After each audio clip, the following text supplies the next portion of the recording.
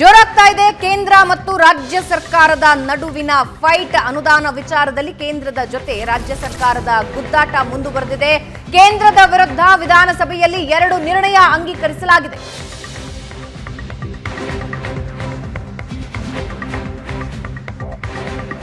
ಅನುದಾನ ತಾರತಮ್ಯ ಸರಿಪಡಿಸುವಂತೆ ಒಂದು ನಿರ್ಣಯ ತೆಗೆದುಕೊಳ್ಳಲಾಗಿದ್ದು, ಸ್ವಾಮಿನಾಥನ್ ವರದಿ ಅನುಷ್ಠಾನ, ಎಂಎಸ್ಪಿ ಬೆಂಬಲ ಬೆಲೆ ನೀಡುವಂತೆ ನಿರ್ಣಯ. 2 ಅಂಶಗಳ ಜಾರಿಗೆ ಆಗ್ರಹಿಸಿ ಕೇಂದ್ರಕ್ಕೆ ಶಿಫಾರಸು ಕಳಿಸೋದಕ್ಕೆ ನಿರ್ಧಾರ. ಸಿಲೆಬಸ್ನಲ್ಲಿ ಇಲ್ಲದ ಸಬ್ಜೆಕ್ಟ್ ನೋಡಿ ಬಿಜೆಪಿ ಕಂಗಾಲಾಯಿತು. ಹೀಗಾಗಿ ಏಕಾಏಕಿ ಮಂಡಿಸಿದ ನಿರ್ಣಯಕ್ಕೆ ಬಿಜೆಪಿ ಕೆಂಡಾಮಂಡಲವಾಗಿದೆ. ನಿರ್ಣಯದ ವಿರುದ್ಧ ಸದನದ ಬಾವಿಗೆ ಇಳಿದು ಹೋರಾಟ ನಡೆಸಿತು. ಮೋದಿ ಮೋದಿ ಅಂತ ಬಿಜೆಪಿ ಘೋಷಣೆ ಕೂಗಿತು.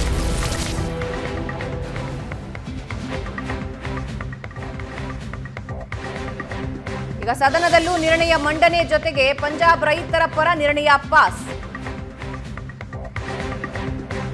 ರೈತರ ಗುಂಡಿಕ್ಕಿ ಕೊಂದ ಸರ್ಕಾರ ಅಂತ ಕೃಷ್ಣ ಬೈರೇಗೌಡ ಆಕ್ರೋಶ ಹೊರಹಾಕಿದ್ರು. ಬಿಜೆಪಿಗರ ಗಲಾಟೆ ಮಧ್ಯೆ ಕಲಾಪ 10 ನಿಮಿಷ ಮುಂದಕ್ಕೆ ಹೋಯಿತು. ಅದಾದ ಮೇಲೆ ಸಂಧಾನ ಸಭೆಯೂ ವಿಫಲ ಆಗಿ ಕಲಾಪ ಮುಂದಕ್ಕೆ ಹೋಯಿತು.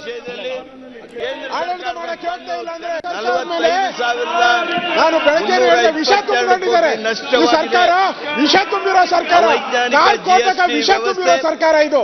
ಕೇಂದ್ರ ಸರ್ಕಾರ ಮೇಲೆ ಪದೇ ಪದೇ ವಿಷಕಾರ ಅಂತ ಮನಸ್ಥಿತಿ ಸಿದ್ದರಾಮಯ್ಯನವರು. ಕರ್ನಾಟಕದ ಅಭಿವೃದ್ಧಿ ವಿಷಯದಲ್ಲಿ ಆಡಳಿತ ಮಾಡಕ್ಕೆ ಹೋಗ್ತಾ ಇಲ್ಲ ಅಂದ್ರೆ ಬಿಟ್ಟೋಗಿ, ನಮ್ಮ ನ್ಯಾಯ ಆಡಳಿತ ಮಾಡಕ್ಕೆ ಹೋಗ್ತಾ ಇಲ್ಲ ಬಿಟ್ಟೋಗಿ. ಯಾಕೆ ಕೆಲಸ ಮಾಡೋದಕ್ಕೆ ಪ್ರಸ್ತಾವನೆ ಮಂಡಿಸಲಾಯಿತು. 45,000 ಪ್ರಶಾಂತ್, 2 ನಿರ್ಣಯಗಳ ಮಂಡನೆ ಮತ್ತು ಪ್ರತಿಭಟನೆ. ಸಿಲೆಬಸ್ನಲ್ಲಿ ಇಲ್ಲದನ್ನ ನೇರ ತಂದು ಮಂಡಿಸಿದ್ದೀರಿ ಅಂತ. ನನಗನ್ಸುತ್ತೆ ನೋಡಿ, ಅನುದಾನ ತಾರತಮ್ಯದ ವಿಷಯವನ್ನು ಕೇಂದ್ರದ ಬಜೆಟ್ ದಿನದ ನಂತರ ಏನು ಸಿದ್ದರಾಮಯ್ಯನವರು, D K Shivakumar, D K Suresh ಅದರ ಬಗ್ಗೆ ಮಾತನಾಡಲಿಕ್ಕೆ ಆರಂಭಿಸಿದರು. ನಿನ್ನೆಯ ವಿಧಾನಸಭೆಯ ನಿರ್ಣಯ ಅದರ ಒಂದು ತಾರ್ಕಿಕ ಅಂತ್ಯ ಅಂತ ನನಗನ್ಸುತ್ತೆ. Nothing wrong. ಯಾವುದೇ ಒಂದು ರಾಜ್ಯ ಸರ್ಕಾರ ಕೇಂದ್ರಕ್ಕೆ ಇಲ್ಲ ನಮ್ಗೆ ಹೆಚ್ಚು ಅನುದಾನವನ್ನು ಒದಗಿಸ್ಕೊಡಿ ಅಂತಕ್ಕಂಥದ್ದನ್ನು ಕೇಳೋದ್ರಲ್ಲಿ ತಪ್ಪಿಲ್ಲ. ಒಂದು ಪ್ರತಿಭಟನೆಯನ್ನು ಕೂಡ ಕಾಂಗ್ರೆಸ್ ಶಾಸಕರು ನಡೆಸಿದರು. ಆ ಪ್ರತಿಭಟನೆ ಕಾಂಗ್ರೆಸ್ಸಿಂದ ಅಲ್ಲ, ಸರ್ಕಾರದಿಂದ ನಡೆದಿದ್ದು ಅಂತಕ್ಕಂಥದ್ದನ್ನು ಕೂಡ ಹೇಳಲಾಯಿತು. ಈಗ ವಿಧಾನಸಭೆಯಲ್ಲಿ ಒಂದು ನಿರ್ಣಯವನ್ನು ಅಂಗೀಕರಿಸಲಾಗಿದೆ. ಅದಕ್ಕೆ ತಂದೆ ಆಗಿರ್ತಕ್ಕಂಥ ಒಂದು ವಿಧಾನಸಭೆಯ ನಿರ್ಣಯಕ್ಕೆ, ಶಾಸನ ಸಭೆಯ ನಿರ್ಣಯಕ್ಕೆ ತಂದೆ ಆಗಿರ್ತಕ್ಕಂಥ ಒಂದು ಲೆಜಿಟಿಮಸಿ ಇದೆ, ಸ್ಯಾಂಟಿಟಿ ಕೂಡ ಇದೆ.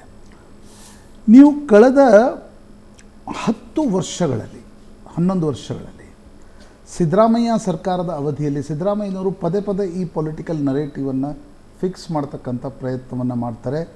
ವಿ ವರ್ಸಸ್ ಯು, ಅಂದರೆ ಕೇಂದ್ರ ವರ್ಸಸ್ ರಾಜ್ಯ ಅಂತಕ್ಕಂಥ ಒಂದು ನರೇಟಿವನ್ನು ನಾನಾ ಹಂತಗಳಲ್ಲಿ ಅದನ್ನು ಪೊಲಿಟಿಕಲಿ ಇಲ್ಲಿಯವರೆಗೆ ಲಾಭ ಸಿಕ್ಕಿಲ್ಲ. ಈಗ ಅಧಿಕಾರಕ್ಕೆ ಬಂದ ಹೊಸತರಲ್ಲಿ ಲೋಕಸಭಾ ಚುನಾವಣೆಯನ್ನು ಕಾಂಗ್ರೆಸ್ ಹೆಚ್ಚು ಕಡಿಮೆ ಕಳೆದುಕೊಂಡಿತು, ಬಿ ಜೆ ಪಿಗೆ ಹೆಚ್ಚು ಲಾಭ ಆಯಿತು. ತದನಂತರ ಹಿಂದಿ ಭಾಷೆಯನ್ನು ಹೇರಲಾಗ್ತಾ ಇದೆ ಅಂತಕ್ಕಂಥ ಒಂದು ನರೇಟಿವನ್ನು ಫಿಕ್ಸ್ ಮಾಡುವ ಪ್ರಯತ್ನವನ್ನು ಸಿದ್ದರಾಮಯ್ಯನವರು ಮಾಡಿದರು. ಭಾಳ ಯಶಸ್ಸೇನು ಅದರಲ್ಲಿ ಸಿಗಲಿಲ್ಲ.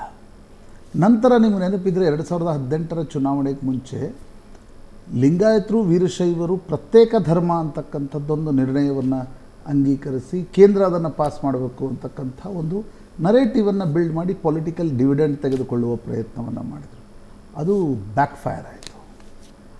ಮಹದಾಯಿ ವಿವಾದದ ಸಂದರ್ಭದಲ್ಲಿ ಎಲ್ರಿಗೂ ಗೊತ್ತಿರುತ್ತೆ, 2 ರಾಜ್ಯಗಳ ವಿವಾದ ಇದ್ದಾಗ ಕೇಂದ್ರ ಯಾವುದೇ ಕಾರಣಕ್ಕೂ ಹೇಗೂ ಮಧ್ಯಪ್ರವೇಶ ಮಾಡೋಕ್ಕಾಗಲ್ಲ, ಯಾರದೇ ಸರ್ಕಾರ ಇರಲಿ.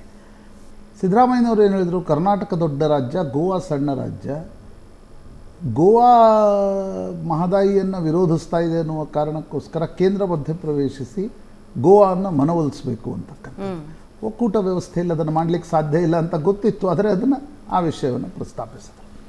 ಈಗ ಈ ವಿಷಯಕ್ಕೆ ಬರೋಣ. 2000 ಅಂದರೆ ಸಿದ್ದರಾಮಯ್ಯನವ್ರು ಹೇಳ್ತಾ ನೋಡಿ, ಪೊಲಿಟಿಕಲ್ ನರೇಟಿವ್ ಏನಾಗುತ್ತೆ ಅದು ಪ್ರತ್ಯೇಕ ವಿಷಯ. ಅದು ಲಾಭ ಆಗುತ್ತಾ ಬಿಡುತ್ತಾ ಅದು ಲೋಕಸಭಾ ಚುನಾವಣೆಯಲ್ಲಿ ಗೊತ್ತಾಗುತ್ತೆ. ಆದರೆ ಸಿದ್ದರಾಮಯ್ಯನವರು ಮತ್ತು ಕಾಂಗ್ರೆಸ್ ಎತ್ತಾ ಇರತಕ್ಕಂಥ ಒಂದು ಪ್ರಶ್ನೆ ಏನಿದೆ ಅದು ವಾಜಿಬ್, ಅದು ಲೆಜಿಟಿಮೇಟ್ ಇದೆ. 2021ರಲ್ಲಿ 15th ಫೈನಾನ್ಸ್ ಕಮಿಷನ್ನ ಸಂದರ್ಭದಲ್ಲಿ ಯಾವ ಮಾನದಂಡಗಳನ್ನು ಅನುಸರಿಸಲಾಯಿತೋ ಆ ಮಾನದಂಡಗಳ ಆಧಾರದ ಮೇಲೆ ಅನುದಾನ ಫಿಕ್ಸ್ ಆದಾಗ ಕೇಂದ್ರದ ಟ್ಯಾಕ್ಸ್ನ ಪಾಲು ನಮಗೇನು ಬರಬೇಕು ಅದರಲ್ಲಿ ಕಡಿಮೆ ಆಗಿದೆ ಅಂತಕ್ಕಂಥದ್ರಲ್ಲಿ ಎರಡು ಮಾತಿಲ್ಲ. ಅದಕ್ಕೆ ಮಾನದಂಡ ಮುಖ್ಯವಾಗಿರ್ತಕ್ಕಂಥ ಕಾರಣ 71ರ ಜನಗಣತಿಯನ್ನು ಪಾಯಿಂಟಾಗಿ ಇಟ್ಕೊಳ್ಳದೆ 2011ರ ಜನಗಣತಿಯನ್ನು ಇಟ್ಕೊಂಡಿದ್ದರಿಂದ ಪಾಪ್ಯುಲೇಷನ್ ಕಂಟ್ರೋಲ್ ಮಾಡಿರ್ತಕ್ಕಂಥ ಕರ್ನಾಟಕಕ್ಕೆ ಅನ್ಯಾಯ ಆಯಿತು. ಪಾಪ್ಯುಲೇಷನ್ ಕಂಟ್ರೋಲ್ ಮಾಡದೇ ಇರತಕ್ಕಂಥ ರಾಜ್ಯಗಳಿಗೆ ಟ್ಯಾಕ್ಸ್ ಡಿವ್ಯಾಲ್ಯೂಷನ್, ಯಾಕಂದರೆ ತಲಾ ಆದಾಯವನ್ನು ಲೆಕ್ಕ ಹಾಕಲಾಗತ್ತೆ, ಟ್ಯಾಕ್ಸ್ ಡಿವ್ಯಾಲ್ಯೂಷನ್ ಜಾಸ್ತಿ ಸಿಕ್ತು. ಬೇರೆ ಬೇರೆ ಕೌಂಟರ್ಸ್ನಲ್ಲೂ ಕೂಡ ಕರ್ನಾಟಕಕ್ಕೆ ಮತ್ತು ಉಳಿದ ತೆಲಂಗಾಣ ಇರ್ಬೋದು, ತಮಿಳ್ನಾಡು ಇರ್ಬೋದು, ವೆಸ್ಟ್ ಬೆಂಗಾಲ್ ಆ ರಾಜ್ಯಗಳಿಗೆ ಸ್ವಲ್ಪ ಮಟ್ಟಿಗಿನ ಅನುದಾನ ಕಡಿಮೆ ಆಗಿದೆ ಅಂತಕ್ಕಂಥದ್ರಲ್ಲಿ ಎರಡು ಮಾತಿಲ್ಲ. ಅನೇಕ ಬಾರಿ ಏನಾಗುತ್ತೆ, ಡಬಲ್ ಇಂಜಿನ್ ಸರ್ಕಾರ ಮೇಲೆ ಅದೇ ಸರ್ಕಾರ ಇದ್ದಾಗ ಕೆಳಗಡೆಯ ನಾಯಕರು ಜನಪ್ರಿಯ ನಾಯಕತ್ವ ಇದ್ದಾಗ ಆ ಪ್ರಶ್ನೆಯನ್ನು ಎಬ್ಬಿಸಲಿಕ್ಕೆ ಸಾಧ್ಯ ಆಗಲ್ಲ. ಯಡಿಯೂರಪ್ಪನವರು ಬೊಮ್ಮಾಯಿಯವರು ಕೂಡ ಈ ವಿಷಯವನ್ನು ಹೆಚ್ಚು ಗಟ್ಟಿಯಾಗಿ ಪ್ರಸ್ತಾಪಿಸ್ಬೋದಿತ್ತು. ಈಗ ನೋಡಿ, ಯಾರೇ ಪ್ರಸ್ತಾಪಿಸಿದ್ರು, ಸಿದ್ದರಾಮಯ್ಯನವರು ಈಗ ಪ್ರಸ್ತಾಪಿಸ್ತಾ ಇದ್ದಾರೆ, ಹೋರಾಟ ನಡೆಸಿದ್ದಾರೆ, ಅದರ ಅರ್ಥ ಏನೋ ಈಗ ಸರಿಯಾಗ್ಬಿಡುತ್ತೆ ಅಂತಕ್ಕಂಥದ್ದಿಲ್ಲ. 16th ಫೈನಾನ್ಸ್ ಕಮಿಷನನ್ನು ಈಗೇನು ರಚನೆ ಆಗುತ್ತೆ ಮತ್ತು 2026ಕ್ಕೆ 16th ಫೈನಾನ್ಸ್ ಕಮಿಷನ್ ಬರುತ್ತೆ, ಆಗ ಮಾತ್ರ ಈ ವ್ಯವಸ್ಥೆಯನ್ನು ಸ್ವಲ್ಪ ಮಟ್ಟಿಗೆ ಸರಿಪಡಿಸ್ಬೋದು. ಅದು ಮಾನದಂಡಗಳ ವಿಚಾರದಲ್ಲಿ ಅದು ಸಿದ್ದರಾಮಯ್ಯನವ್ರಿಗೂ ಗೊತ್ತಿದೆ ಈಗ. ಆದರೆ ಪೊಲಿಟಿಕಲಿ ಒಂದು ವಿಷಯವನ್ನು ಪ್ರಸ್ತಾಪಿಸಬೇಕಿತ್ತು. ಲೋಕಸಭಾ ನೋಡಿ, BJP is doing politics. Rama ಮಂದಿರ ಉದ್ಘಾಟನೆಯನ್ನು ಚುನಾವಣೆಗೆ 2 ತಿಂಗಳು ಮುಂಚೆ ತಂದು BJP ಪಾಲಿಟಿಕ್ಸ್ ಮಾಡ್ಬೋದಾದರೆ, ಸಿದ್ದರಾಮಯ್ಯ ಎಲ್ರಿಗೂ ಅಧಿಕಾರವಿದೆ. ರಾಜಕಾರಣ ಒಬ್ಬರೇ ನಡೆಸಬೇಕು ಅಂತಿಲ್ಲ, ಎಲ್ಲರೂ ರಾಜಕಾರಣವನ್ನು ನಡೆಸಲಿಕ್ಕೆ ಅಧಿಕಾರ ಇದೆ. ಹೀಗಾಗಿ ಸಿದ್ದರಾಮಯ್ಯನವರು ಈ ಅನುದಾನ ತಾರತಮ್ಯದ ವಿಷಯವನ್ನು ಪ್ರಸ್ತಾಪಿಸಿದ್ದಾರೆ. ಒಂದು ಮಟ್ಟಿಗೆ ಒಂದು ನರೇಟಿವನ್ನು ಸೆಟ್ ಮಾಡ್ತಕ್ಕಂಥ ಪ್ರಯತ್ನವನ್ನು ಮಾಡಿದ್ದಾರೆ. ಆದರೆ ರಾಜಕಾರಣದ ಚುನಾವಣೆಗಳು ಅದರ ಆಧಾರದ ಮೇಲೆ ನಡೆಯುತ್ತಾ ಅಂತಕ್ಕಂಥದ್ರ ಬಗ್ಗೆ ನನಗೆ ಪ್ರಶ್ನೆಗಳಿವೆ. ಯಾಕಂದರೆ ಕರ್ನಾಟಕದಲ್ಲಿ ಎಂದಿಗೂ ಕೂಡ ಕನ್ನಡ ಅಥವಾ ನಮ್ಮ ಕೇಂದ್ರ ವರ್ಸಸ್ ರಾಜ್ಯ ಅನ್ನುವ ಆಧಾರದ ಮೇಲೆ ತಮಿಳುನಾಡಿನಂತೆ ಇಲ್ಲಿ ಚುನಾವಣೆಗಳು ನಡೆದಿಲ್ಲ.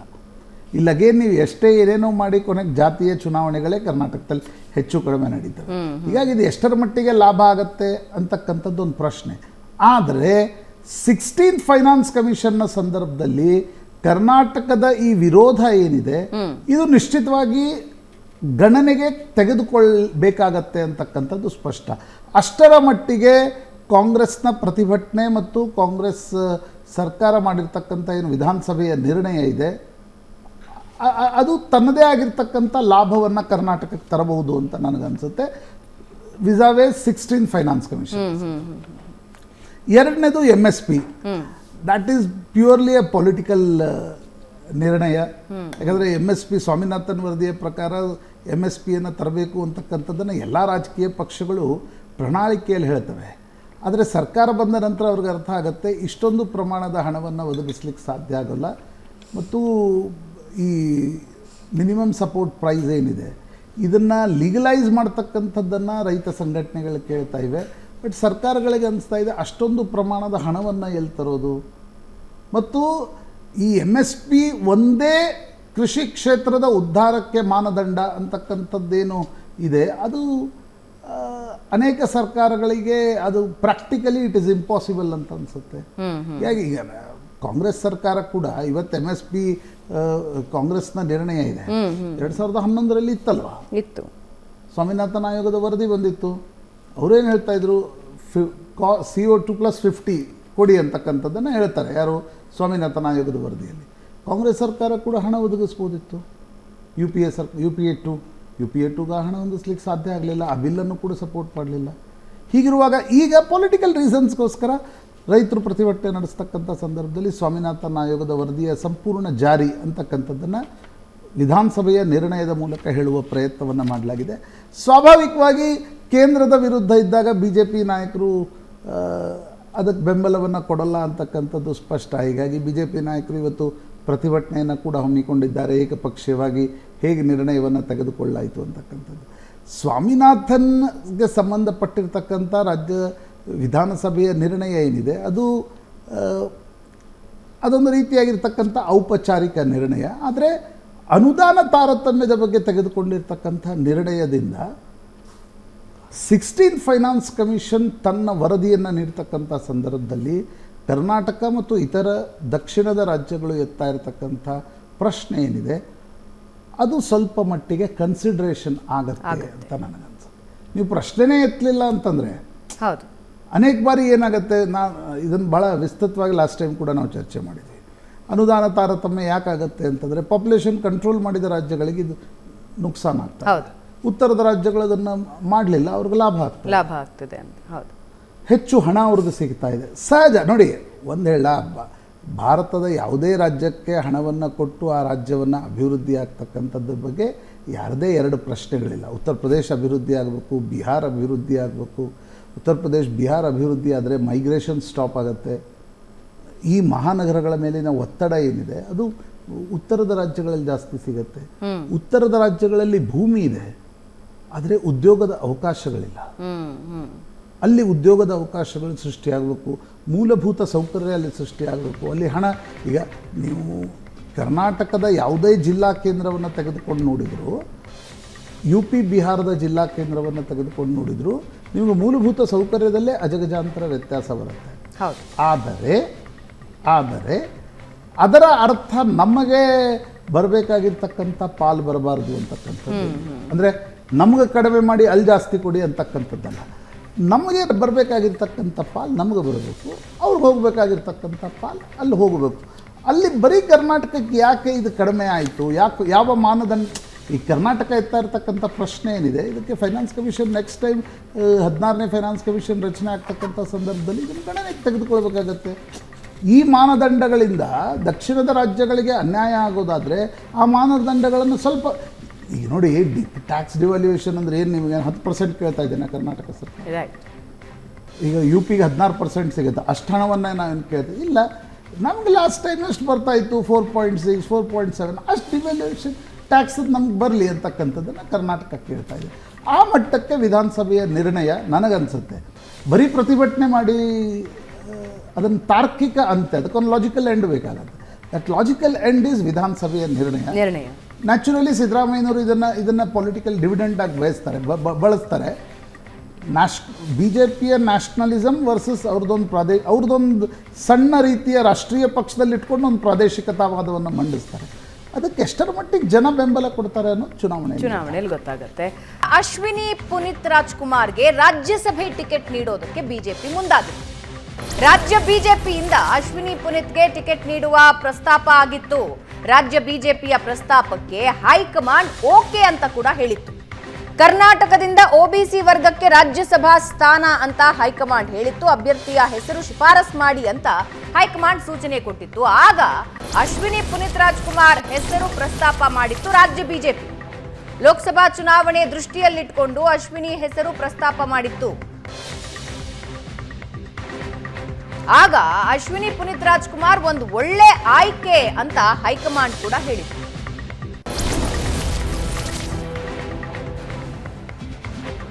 ಅಶ್ವಿನಿ ಪುನೀತ್ ರಾಜ್ಕುಮಾರ್ ಒಪ್ಕೊಳ್ತಾರಾ ಅನ್ನೋದನ್ನ ತಿಳಿಸಿ ಅಂತ ಹೈಕಮಾಂಡ್ ಕೇಳಿತು. ಹೈಕಮಾಂಡ್ ಸೂಚನೆಗೆ ಅಶ್ವಿನಿ ಪುನೀತ್ ರಾಜ್ಕುಮಾರ್ ಅವರನ್ನ ರಾಜ್ಯದ ನಾಯಕರು ಸಂಪರ್ಕಿಸುತ್ತಾರೆ. ಬಿಜೆಪಿ ನಾಯಕರ ಪ್ರಸ್ತಾಪವನ್ನ ಅಶ್ವಿನಿ ಪುನೀತ್ ರಾಜ್ಕುಮಾರ್ ನಿರಾಕರಿಸಿದ್ದಾರೆ. ರಾಜಕೀಯದಿಂದ ನಮ್ಮ ಕುಟುಂಬ ದೂರ ಅಂತ ಅಶ್ವಿನಿ ಪುನೀತ್ ರಾಜ್ಕುಮಾರ್ ಖಡಾಖಂಡಿತವಾಗಿ ಹೇಳ್ತಾರೆ. ಆ ನಂತರ ನಾರಾಯಣ ಭಾಂಡಗೆಗೆ ಟಿಕೆಟ್ ಘೋಷಣೆ ಆಗತ್ತೆ.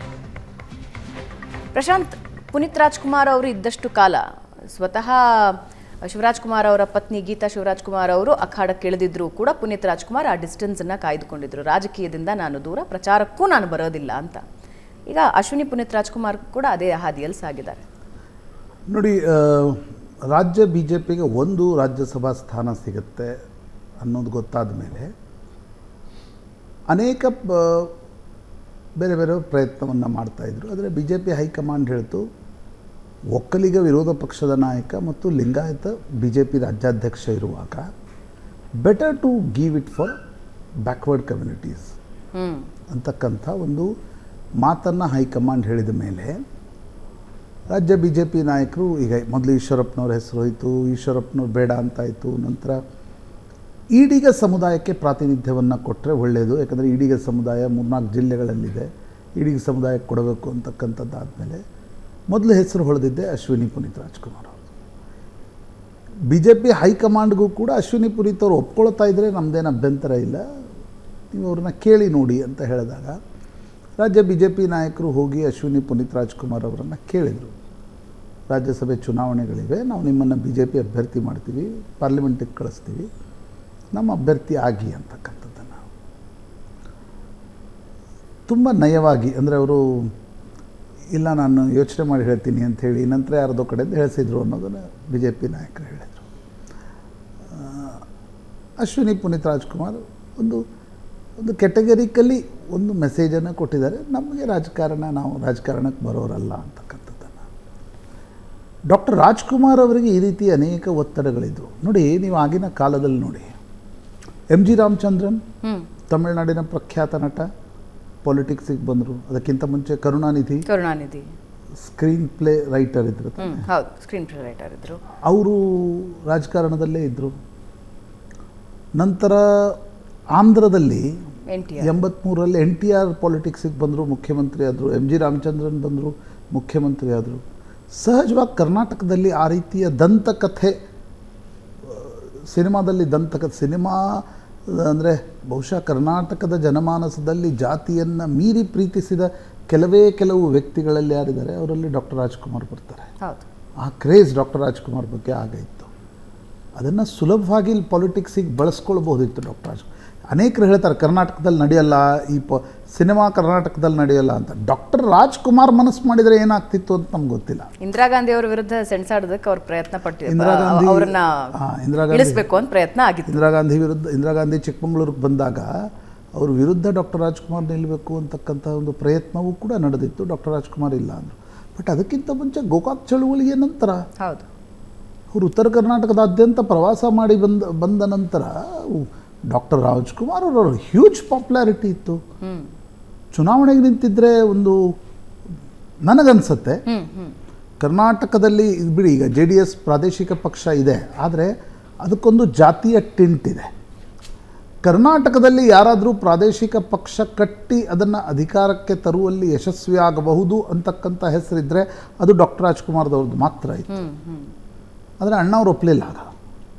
ಆಗ ಅವರು ತಮ್ಮ ಎಂದಿನ ಶೈಲಿಯಲ್ಲಿ ನನಗೇನು ರಾಜಕಾರಣ ಅರ್ಥ ಆಗುತ್ತೆ ಅನ್ನೋದನ್ನು ರಾಜಕೀಯ ಪಕ್ಷಗಳಿಗೆ ಹೇಳ್ತಾಯಿದ್ರು.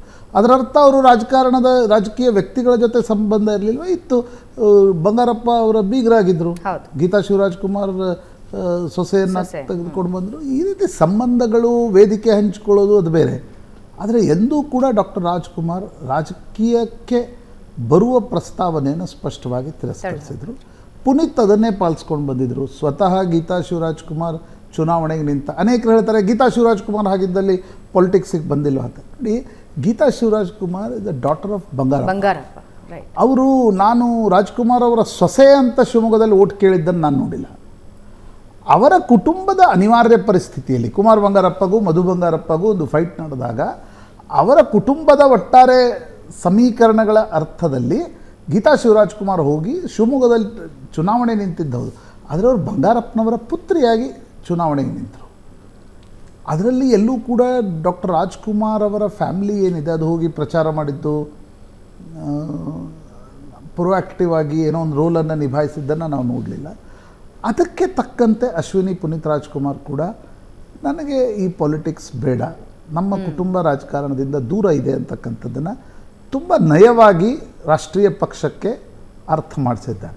ನನಗೊಬ್ಬ ರಾಜಕೀಯ ವರದಿಗಾರನಾಗಿ ಪಾಲಿಟಿಕ್ಸನ್ನು ಹತ್ತಿರದಿಂದ ನೋಡ್ತಾರೆ, ನನಗೆ ಅನಿಸೋದು ಭಾವನ, ಈ ರಾಜಕೀಯ ಜಗತ್ತಲ್ಲಿ ಮಹತ್ವಾಕಾಂಕ್ಷೆಗಳು, ಆಸೆಗಳು, ಅದು ಭಗ್ನ ಆಗೋದು, ನನಗೆ ಬೇಕು ಇದೇ ನಡೆದಿರುತ್ತೆ. ಬೇರೆ ಏನು ನಡೆದಿರುತ್ತೆ ಹೇಳಿ ರಾಜಕಾರಣದಲ್ಲಿ?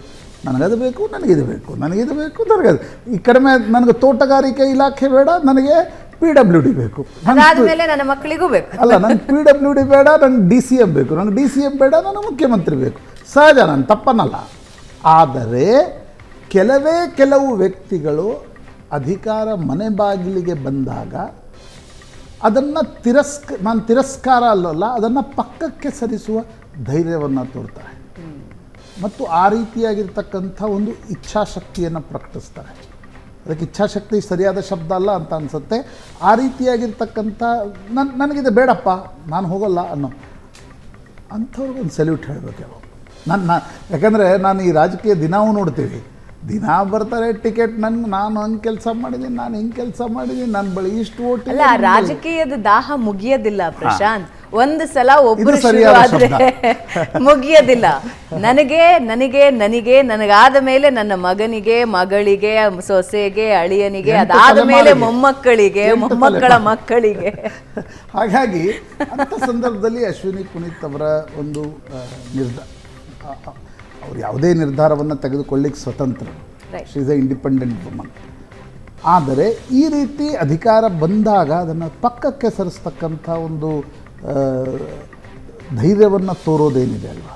ಧೈರ್ಯ ಅಂದರೆ ಅನೇಕರು ಏನು ಮಾಡ್ತಾರೆ, ಅಯ್ಯೋ ನಾನು ಮಾಡಲೇಬೇಡ, ಅಧಿಕಾರ ದಿಲ್ಲಿಗೆ ಹೋಗ್ಲಿಕ್ಕೆ ಅವಕಾಶ, ಪಾರ್ಲಿಮೆಂಟಲ್ಲಿ ಇವೆಲ್ಲ ಇರುತ್ತಲ್ಲ. ಆದರೆ ಇಲ್ಲ, ನಮ್ಮ ಕುಟುಂಬದ ವ್ಯವಸ್ಥೆಯಲ್ಲಿ ನಾವು ರಾಜಕಾರಣಕ್ಕೆ ಬಂದವರಲ್ಲ. ಪುನೀತ್ ರಾಜ್ಕುಮಾರ್ ಅವರ ಹೆಸರನ್ನು ನಾನು ಪಾಲಿಟಿಕ್ಸಿಗೆ ತಳಕ್ಕೆ ಹಾಕಿ, ಅಂದರೆ ಪಾರ್ಟಿ ಪಾಲಿಟಿಕ್ಸಿಗೆ. ಈಗ ಬಿ ಜೆ ಪಿ ಅಭ್ಯರ್ಥಿ ಆದರೆ ನಿಶ್ಚಿತವಾಗಿ ಕಾಂಗ್ರೆಸ್ನವರು ವ್ಯಗ್ರರಾಗ್ತಾರೆ. ಆ ಪಾರ್ಟಿ ಪಾಲಿಟಿಕ್ಸಿಗೆ ನಾವು ಬರೋದಿಲ್ಲ ಅಂತ ನಿರ್ಧಾರ ತಗೊಂಡಿದ್ದಾರೆ. ಎಸ್, ಇಂತಹ ನಿರ್ಧಾರ ತೆಗೆದುಕೊಳ್ಳೋದಕ್ಕೂ ಮನಸ್ಸು ಬೇಕಾಗತ್ತೆ. ಒಂದೊಂದು ಚಿಕ್ಕ ಬ್ರೇಕ್ ತಗೋಣ ವೀಕ್ಷಕರೇ. ಬ್ರೇಕ್ನ ನಂತರ ಈ ರಾಜ್ಯಸಭೆ ಎಲೆಕ್ಷನ್ ಇದೆಯಲ್ಲ, ಅದರಲ್ಲಿ ಬಹಳ ದೊಡ್ಡ ಪಾಲಿಟಿಕ್ಸ್ ರಾಜ್ಯದಲ್ಲಿ ನಡೀತಾ ಇದೆ. ಶಿವಣ್ಣ, ರಾಘಣ್ಣ, ಪುನೀತ್, ಯಾಕಂದರೆ ಅವರು ಡಾಕ್ಟರ್ ರಾಜ್ಕುಮಾರ್ ಅವ್ರನ್ನ ಭಾಳ ಅವ್ರ ನಿರ್ಧಾರ ಪಾರ್ವತಮ್ಮ, ಆದರೆ ಒಬ್ಬ ಸೊಸೆಯಾಗಿ ಅಶ್ವಿನಿ ಪುನೀತ್ ತೆಗೆದುಕೊಂಡ ನಿರ್ಧಾರ ನನಗೆ ಭಾಳ ಒಂದು ಮೆಚ್ಚುಗೆಗೆ ಪಾತ್ರ ಅಂತ. ರಾಜ್ಯಸಭೆಯಲ್ಲಿ ಎರಡನೇ ಅಭ್ಯರ್ಥಿ ಗೆಲ್ಲಿಸೋದಕ್ಕೆ ಎಚ್ಡಿಕೆ ಕಸರತ್ತು ಮಾಡ್ತಾ ಇದ್ದಾರೆ. ಕೇಂದ್ರ ಸಚಿವ ಅಮಿತ್ ಶಾ ಅವರನ್ನ ಭೇಟಿಯಾಗಿದ್ದಾರೆ. ಅಮಿತ್ ಶಾ ನಿವಾಸದಲ್ಲಿ ಕುಮಾರಸ್ವಾಮಿ ಮೀಟಿಂಗ್ ನಡೆಸಿದ್ದಾರೆ. ಅಮಿತ್ ಶಾ ಜೊತೆ ಕೂತು ಮಾತಾಡಿದ್ದಾರೆ. ರಾಜ್ಯಸಭೆ ಗೆಲುವಿನ ಬಗ್ಗೆ ಎಚ್ಡಿಕೆ, ಅಮಿತ್ ಶಾ ಇಬ್ಬರು ಮಾತಾಡಿದ್ದಾರೆ. ರಾಜ್ಯಸಭೆ ಎರಡನೇ ಅಭ್ಯರ್ಥಿ ಗೆಲುವಿನ ಬಗ್ಗೆ ಮೈತ್ರಿ ನಾಯಕರು ಚರ್ಚೆ ನಡೆಸಿದ್ದು, ರಾಜ್ಯಸಭೆ ಚುನಾವಣೆಯಲ್ಲಿ ಸಂಭಾವ್ಯ ಅಡ್ಡ ಮತದಾನದ ಬಗ್ಗೆ ಚರ್ಚೆಯಾಗಿದೆ.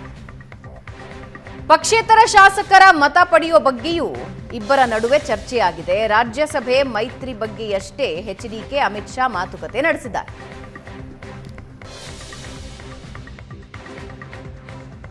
ಮುಂದಿನ ವಾರದಲ್ಲಿ ಅದೆಲ್ಲ ಬಗೆಹರಿತವೆ. ಯಾವುದೇ ರೀತಿಯಲ್ಲಿ ಇವತ್ತು ಸೀಟ್ ಶೇರಿಂಗಿಗೆ ಸಂಬಂಧಪಟ್ಟ ಹಾಗೆ BJP ಮತ್ತು JDS ನಡುವೆ ಯಾವುದೇ ರೀತಿ ಗೊಂದಲಗಳು ಇಲ್ಲ.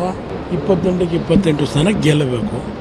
ಅದರ ಹಿನ್ನೆಲೆಯಲ್ಲಿ ನಮ್ಮ ಹೊಂದಾಣಿಕೆ. ರಾಜ್ಯದ ಸಭಾ ಚುನಾವಣೆಗೆ ಅವರ ಡೈರೆಕ್ಷನ್ ಮೇಲೆ ನಾನು ಅಭ್ಯರ್ಥಿ ಹಾಕಿದ್ವಿ.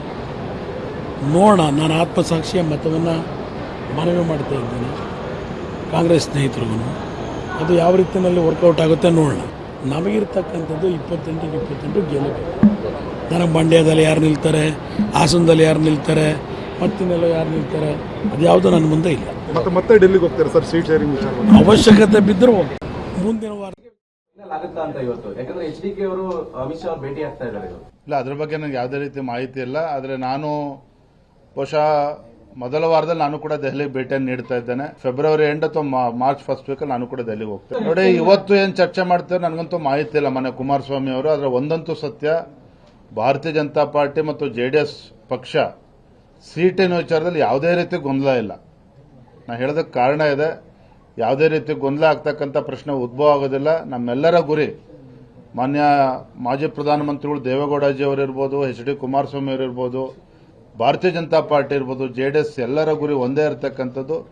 ರಾಜ್ಯದ ಎಲ್ಲ ಕ್ಷೇತ್ರದಲ್ಲೂ ಕೂಡ BJP ಮತ್ತು JDS ಒಗ್ಗಟ್ಟಾಗಿ ಹೋರಾಟ ಮಾಡಬೇಕು, ಹೆಚ್ಚು ಸ್ಥಾನಗಳನ್ನು ಗೆಲ್ಲಬೇಕು. ಪ್ರಶಾಂತ್, ವೀಕ್ಷಕರಿಗೆ ಸಣ್ಣದಾಗಿ ಎಕ್ಸ್ಪ್ಲೇನ್ ಮಾಡೋದಾದ್ರೆ ಹೌ ಇಟ್ಸ್ ಗೋನ್ ವರ್ಕ್, ಈಗ ಎಚ್ಡಿಕೆ ಏನು ಪ್ಲಾನ್ ಮಾಡ್ತಿದ್ದಾರಲ್ಲ ಅದೊಂಚೂರು ಹೇಳೋದಾದ್ರೆ. ಅಲ್ಲ, ಈಗ ನಿನ್ನೆ ರಾಜ್ಯಸಭಾ ಚುನಾವಣೆಗೆ ಸಂಬಂಧಪಟ್ಟಂತೆ ಅಮಿತ್ ಶಾ ಮತ್ತು ಕುಮಾರಸ್ವಾಮಿ ನಡುವೆ ಒಂದು 35-40 ನಿಮಿಷ ಚರ್ಚೆ ನಡೆದಿದೆ. ಕ್ಷೇತ್ರ ಓವರಾಲ್ ಆಗಿ ಏನೋ ಚರ್ಚೆ ನಡೆದಿದೆ, ಆದರೆ ಇನ್ನೂ ಸೀಟ್ ಶೇರಿಂಗ್ ಫೈನಲ್ ಆಗಿಲ್ಲ.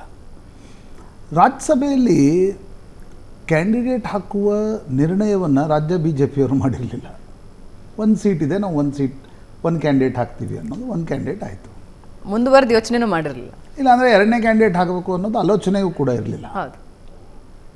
ಕುಮಾರಸ್ವಾಮಿ ಮತ್ತು ಅಮಿತ್ ಶಾ, ನಡ್ಡಾ ಅವ್ರ ನಡುವೆ ನಡೆದಿರ್ತಕ್ಕಂಥ ಮಾತುಕತೆಯ ನಂತರ ಎರಡನೇ ಕ್ಯಾಂಡಿಡೇಟ್ ಹಾಕುವ ತೀರ್ಮಾನವನ್ನು ತೆಗೆದುಕೊಳ್ಳಾಯಿತು. ನನಗಿನ್ನೂ ಅನೇಕ ಡೌಟ್ ಇದೆ. ಅಂದರೆ ಯಾಕೆ ಕ್ಯಾಂಡಿಡೇಟ್ ಹಾಕಿದ್ರು? ಜೆ ಡಿ ಎಸ್ನ 19 ಶಾಸಕರನ್ನು ಒಟ್ಟಾಗಿಟ್ಕೊಳ್ಬೇಕು. ಅವರು ಒಂದು ವಿಪ್ ಜಾರಿಗೊಳಿಸ್ಬೇಕಲ್ಲ, ಯಾರಿಗೆ ಓಟ್ ಹಾಕ್ಬೇಕು ಅವರು?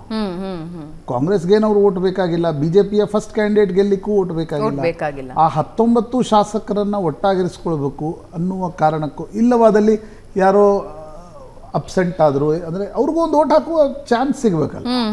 ಆ ಕಾರಣದಿಂದ 5ನೇ ಕ್ಯಾಂಡಿಡೇಟ್ ಹಾಕಲಾಗಿದೆ ಅಂತ ನನಗನ್ಸುತ್ತೆ. ಮೋರ್ ಆಫ್ ಈ ಕಾಂಗ್ರೆಸ್ಸನ್ನು ಸೆಳೆಯುವ ಪ್ರಯತ್ನ ಮಾಡ್ತಿದ್ದೀವಿ ಅಂತಕ್ಕಂಥ ಟೆನ್ಷನ್ ಕ್ರಿಯೇಟ್ ಮಾಡಲಾಗ್ತಿದೆ ಹೊರತು ಆ್ಯಕ್ಚುಲಿ ಯಾಕೆ ಹಾಕ್ತಾರೆ ಅನ್ನೋ ಪ್ರಶ್ನೆಗೆ ನನಗಂತೂ ಉತ್ತರ ಸಿಗ್ತಾ ಇಲ್ಲ. ಓಕೆ, ಅಂದರೆ ಈಗ 2-3 ಜನ ಕಾಂಗ್ರೆಸ್ನವರು ಅಡ್ಡ ಮತದಾನ ಮಾಡಿದರು ಅಂತ ಅನ್ಕೋಣ, ಏನಾಗುತ್ತೆ?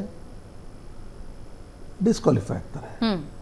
ಡಿಸ್ಕ್ವಾಲಿಫೈ ಆದ ನಂತರ ಅವ್ರ ರಾಜಕೀಯ ಭವಿಷ್ಯ ಏನು? ಸರ್ಕಾರಗಳ ಬದಲಾದಾಗ ನಿಮ್ಗೆ ಅಡ್ಡ ಮತದಾನ ಮಾಡಿ, ಈಗ ಮಹಾರಾಷ್ಟ್ರದಲ್ಲಿ ಮಾಡಿದರು, ಸರ್ಕಾರವೇ ಬದಲಾಯಿತು, ಸ್ಪೀಕರ್ ಅವರವರಾದರೂ ಉಳಿಸ್ಕೊಂಡ್ರು. ಇಲ್ಲಿ ಕಾಂಗ್ರೆಸ್ಗೆ 136 ಬಹುಮತ ಇದೆ, ಅಡ್ಡ ಮತದಾನ ಮಾಡಿ ಏನು ಮಾಡ್ತಾರೆ ಅನ್ನೋದೊಂದು ಪ್ರಶ್ನೆ ನಂಬರ್ 1. ಓಕೆ, ನಂಬರ್ 2, ನನಗನ್ಸುತ್ತೆ, ನನ್ನ ಅಭಿಪ್ರಾಯದ ಪ್ರಕಾರ ಡಿ ಕೆ ಶಿವಕುಮಾರ್ ನಿಶ್ಚಿತವಾಗಿ ಒಂದು ಪ್ಲ್ಯಾನ್ ಮಾಡಿರ್ತಾರೆ. ಕಾಂಗ್ರೆಸ್ನಲ್ಲಿ ಅಡ್ಡ ಮತದಾನ ಆದರೆ ಬಿ ಜೆ ಪಿಯಲ್ಲೂ ಅಡ್ಡ ಮತದಾನ ಮಾಡಿಸ್ತಕ್ಕಂಥ ಒಂದು ಪ್ರಯತ್ನವನ್ನು ಡಿ ಕೆ ಶಿವಕುಮಾರ್ ಮಾಡ್ತಾರೆ. ಹೀಗಾಗಿ ನನ್ನ ಅಭಿಪ್ರಾಯದ ಪ್ರಕಾರ ಎಸ್ ಟಿ ಸೋಮಶೇಖರ್ ಮತ್ತು ಶಿವರಾಮ್ ಹೆಬ್ಬಾರ್ ಕೊನೆಯ ಗಳಿಗೆವರೆಗೂ ಮತ ಹಾಕಲ್ಲ ಅಂತ ನನಗನ್ಸುತ್ತೆ. ಅಂದರೆ ಒಂದು ವೇಳೆ ಈಗ ಅಮಿತ್ ಶಾ ಅವರನ್ನು ಕುಮಾರಸ್ವಾಮಿ ಭೇಟಿಯಾಗಿ ಬಂದಿರೋದ್ರಿಂದ, ರಾಷ್ಟ್ರೀಯ ಬಿ ಜೆ ಪಿ ಅನೇಕ ರಾಜ್ಯಗಳಲ್ಲಿ ಇದೆಲ್ಲ ನಡೆಸಿರೋದ್ರಿಂದ ಕಾಂಗ್ರೆಸ್ಸಿನ ಅಡ್ಡ ಮತದಾನ ಆದರೆ ಮಾತ್ರ ಎಸ್ ಟಿ ಸೋಮಶೇಖರ್ ಮತ್ತು ಶಿವರಾಮ್ ಹೆಬ್ಬಾರ್ ಕ್ರಾಸ್ ವೋಟ್ ಮಾಡ್ಬೋದು. ಅದರ್ವೈಸ್ ಅವರು ಯಾಕೆ ಕ್ರಾಸ್ ವೋಟ್ ಮಾಡ್ತಾರೆ? ಕರೆಕ್ಟ್. ಅಂದರೆ ಕಾಂಗ್ರೆಸ್ಸಿಗೆ ಈಗ ಲಾಯಲ್ಟಿಯನ್ನು ತೋರಿಸಿ ತಮ್ಮ ಶಾಸಕ ಸ್ಥಾನವನ್ನು ಕಳೆದುಕೊಳ್ತಕ್ಕಂಥ ನಿರ್ಣಯವನ್ನು ಶಿವರಾಮ್ ಹೆಬ್ಬಾರ್ ನನಗೊಂದ್ಸಲ ಸಿಕ್ಕಾಗ ಹೇಳಿದರು. ಬಿ ಜೆ ಪಿಗೆ ರಾಜೀನಾಮೆ ಈ ಕಾಂಗ್ರೆಸ್ಸಿಗೆ ಕೊಟ್ಟು ಬಿ ಜೆ ಪಿಗೆ ಸ್ವಿಚ್ ಓವರ್ ಆಗುವಾಗ 1 ತಿಂಗಳವರ ತಳಮಳವನ್ನು ಶಿವರಾಮ್ ಹೆಬ್ಬಾರ್ ಒಂದು ಸಲ ಹೇಳಿದರು. ಆ ತಳಮಳವನ್ನು ಮತ್ತೊಂದು ಸಲ ಈಗ ಯಾಕೆ ಕಂಡುಕೊಳ್ತಾರೆ?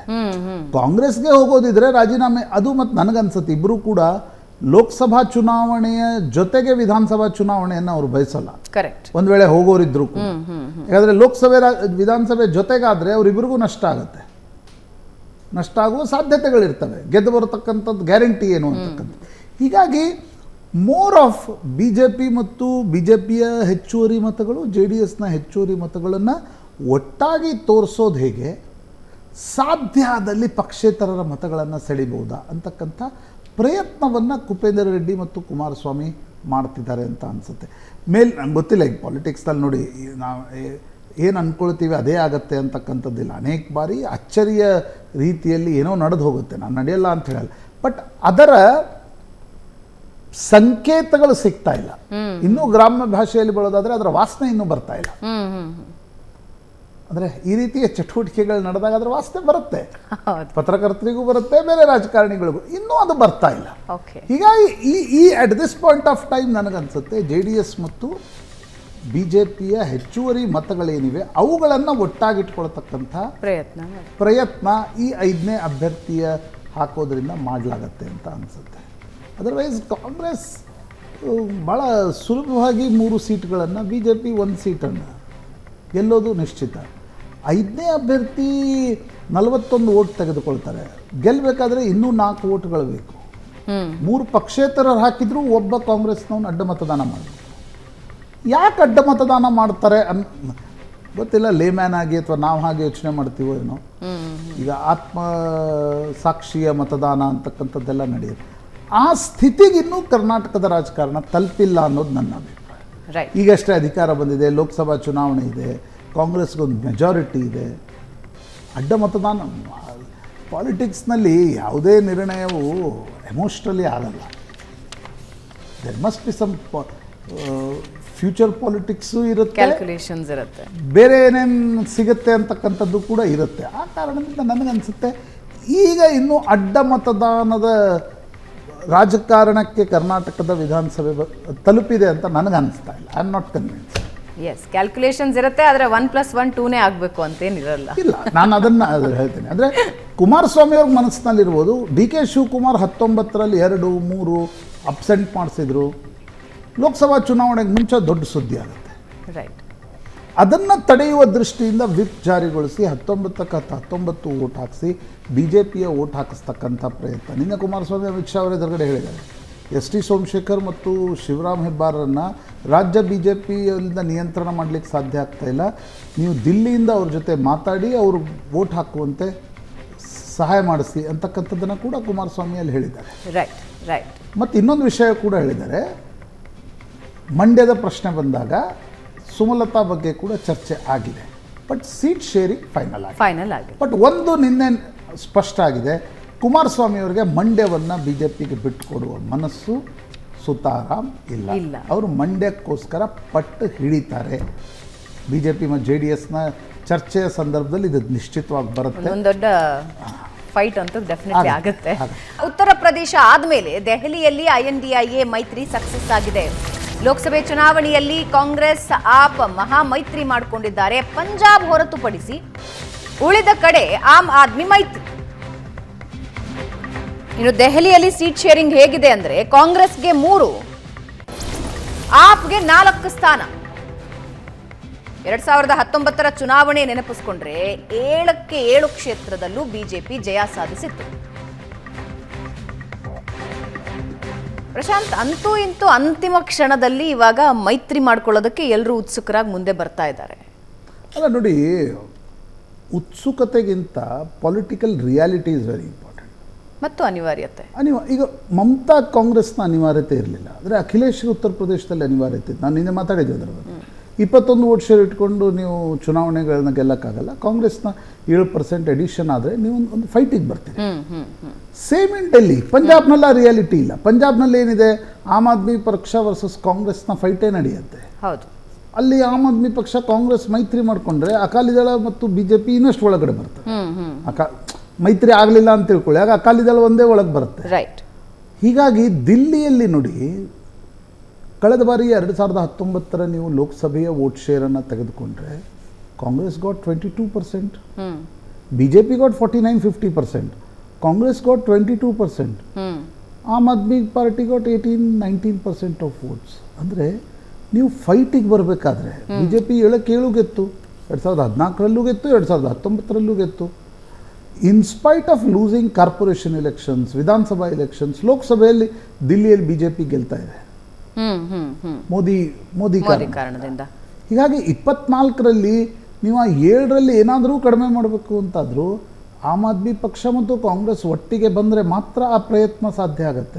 ನಾನೀಗೇನು ಗ್ಯಾರಂಟಿಯಾಗಿ ಹೇಳಿದೆಲ್ಲ 22% ಕಾಂಗ್ರೆಸ್ ಇತ್ತು, ಅದು ಆಂಟಿ ಆಪ್ ಇತ್ತೋ ಆಂಟಿ ಬಿಜೆಪಿ ಇತ್ತೋ ಅನ್ನೋದು ಮುಖ್ಯ ಆಗುತ್ತೆ. ರೈಟ್ ಅಲ್ವಾ? ಹೀಗಾಗಿ ಈಗ ಮೈತ್ರಿ ಮಾಡ್ಕೊಂಡಾಕ್ಷಣ ಎಲ್ಲ ಓಟ್ ಬರುತ್ತೆ ಅಂತಕ್ಕಂಥದ್ದಿಲ್ಲ. ಆದರೆ ದಿಲ್ಲಿಯಲ್ಲಿ ಮೈತ್ರಿ ಮಾಡ್ಕೊಳ್ಳೋದೆ ಟ್ರ್ಯಾಂಗ್ಯುಲರ್ ಫೈಟ್ ಇಟ್ಕೊಂಡು ಬಿಜೆಪಿಯನ್ನು ಮನಸ್ಲಿಕ್ಕೆ ಸಾಧ್ಯ. ಲೋಕಸಭಾ ಚುನಾವಣೆ, ವಿಧಾನಸಭಾ ಚುನಾವಣೆಯಲ್ಲಿ ಆಪ್ದ ಒಂದು ಅಪ್ಪರ್ ಹ್ಯಾಂಡ್ ಇರುತ್ತೆ.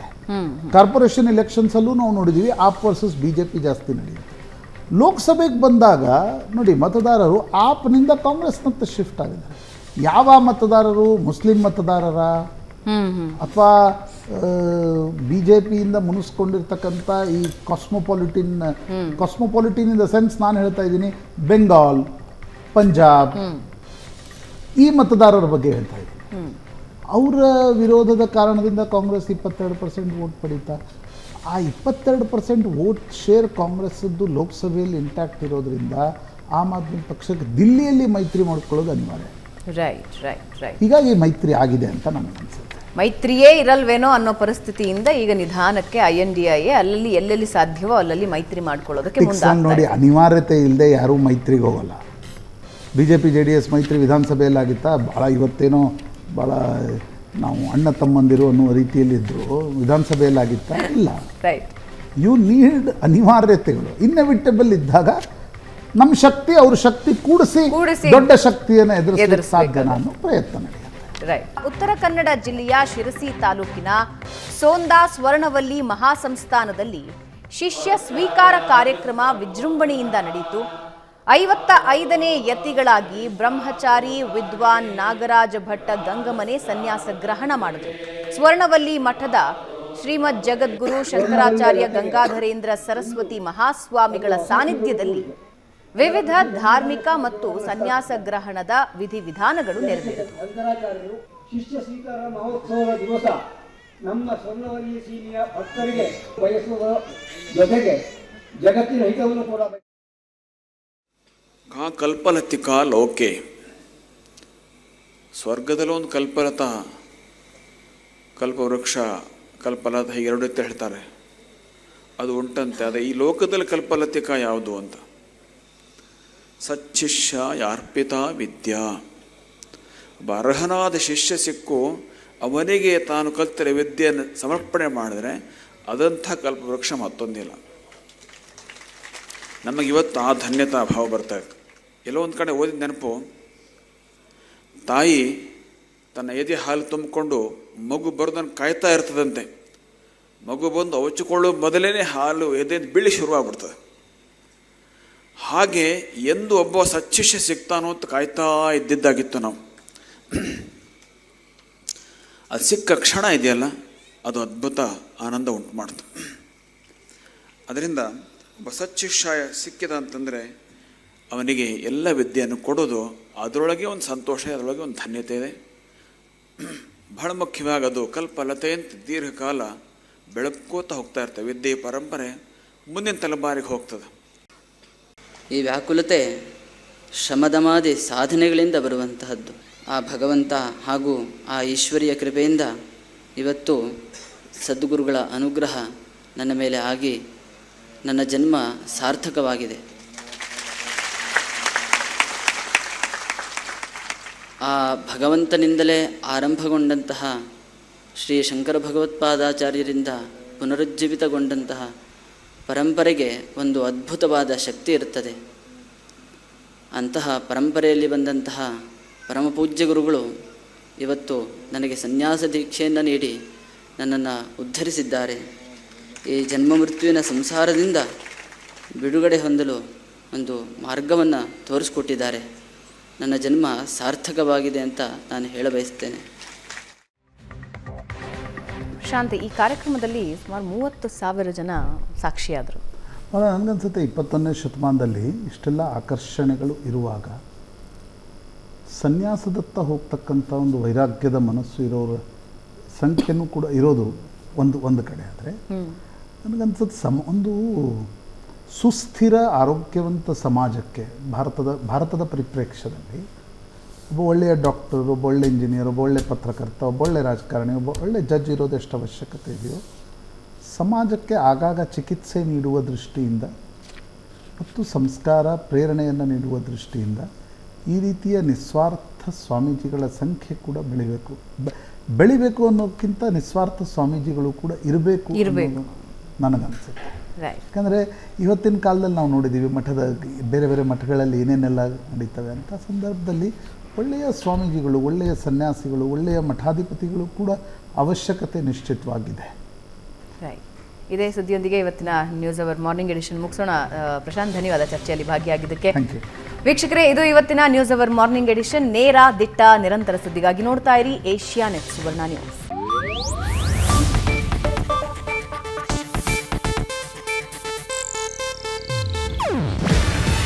ಇದು ಏಷ್ಯಾನೆಟ್ ನ್ಯೂಸ್ ನೆಟ್ವರ್ಕ್ ಪ್ರಸ್ತುತಿ. ನೀವು ನೋಡ್ತಿದ್ದೀರಾ ಏಷ್ಯಾನೆಟ್ ಸುವರ್ಣ ನ್ಯೂಸ್.